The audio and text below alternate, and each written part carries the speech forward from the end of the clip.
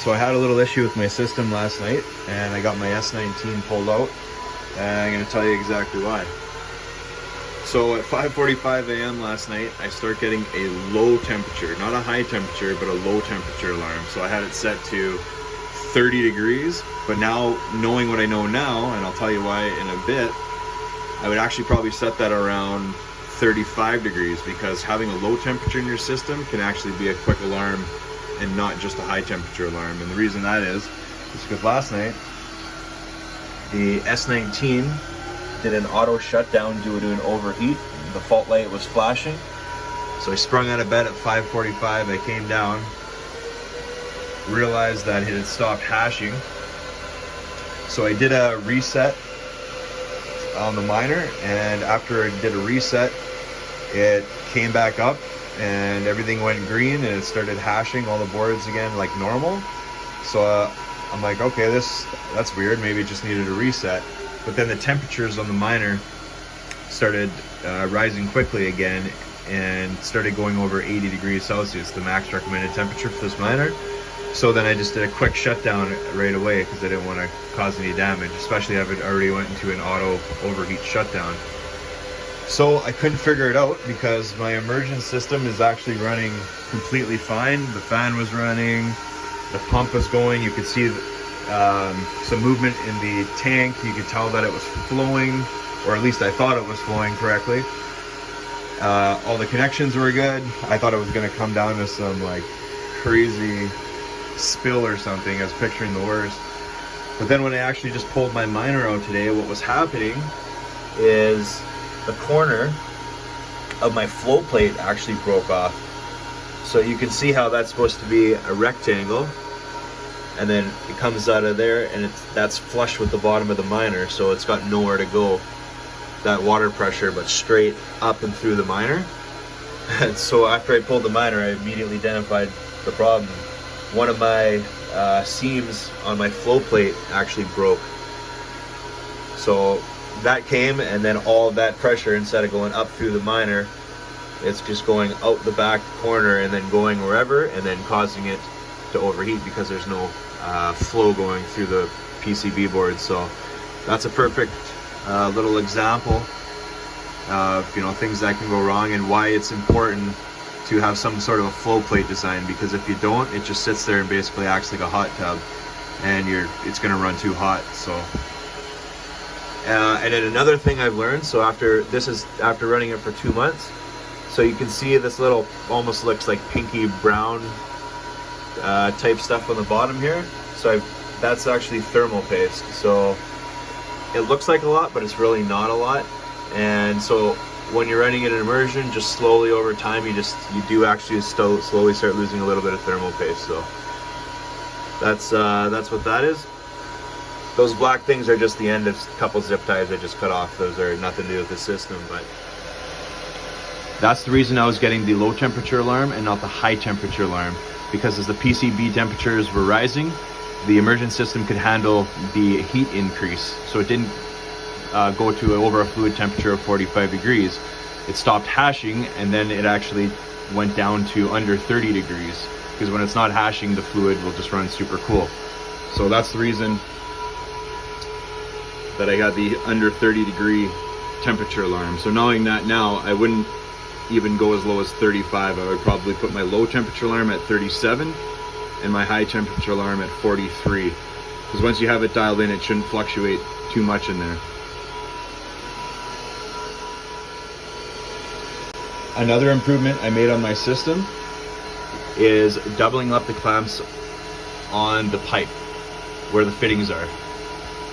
So somebody actually made a comment in the comment section about how the strength of these hose clamps isn't that great, and that you should double up. And I did also read that. Was when I initially put my system in, I didn't want to have to reach into the fluid and mess with anything down there, so I doubled up on the connections down there. But as I learned, it's a good idea to actually double up on the connections on everything else. I just ran short a couple clamps. I got to put a couple more on, and sure enough, a few days ago I actually did get a little bit of a fluid leak seeping out this joint right here. So I doubled up on everything, and doubling up on everything fixed the problem. I'm not getting any leaks or anything anywhere.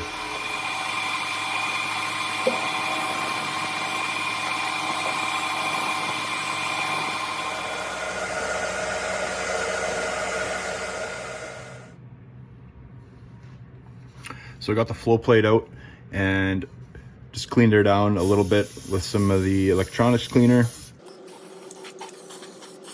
so it's a little nicer to work with.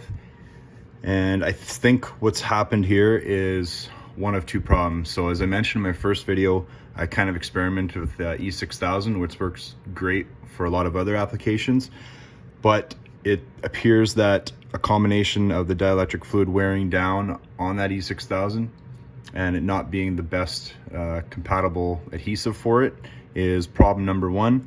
And combined with the fact that I'm getting all my pressure out here and it's probably pushing a lot on this section, which is kind of pulling this apart, because you can see here this section came right off, and then I got a little bit of play, and these are kind of just barely holding on, some of these corners here, as well as a little bit of, not much, but a little bit of play coming in here too.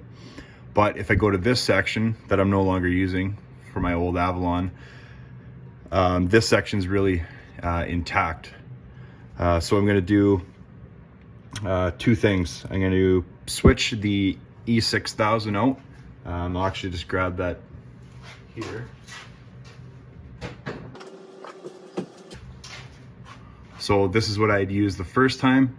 Like I said, works great for other applications, but probably not very good with BitCool. So I'm going to use a 2-part epoxy next time, and I'm going to add a little bit of reinforcing on a couple of the different joints here so I don't run into this problem again, and get her back in so I can get up and mining here in a day or two.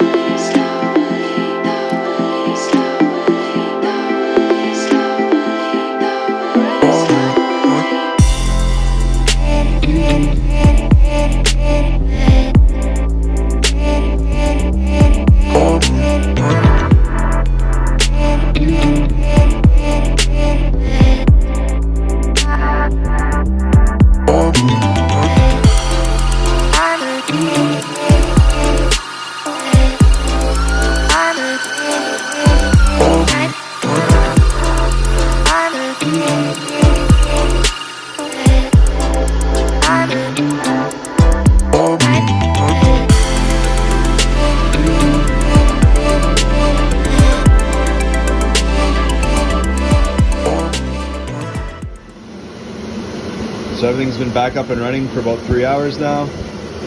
Room temp stabilized.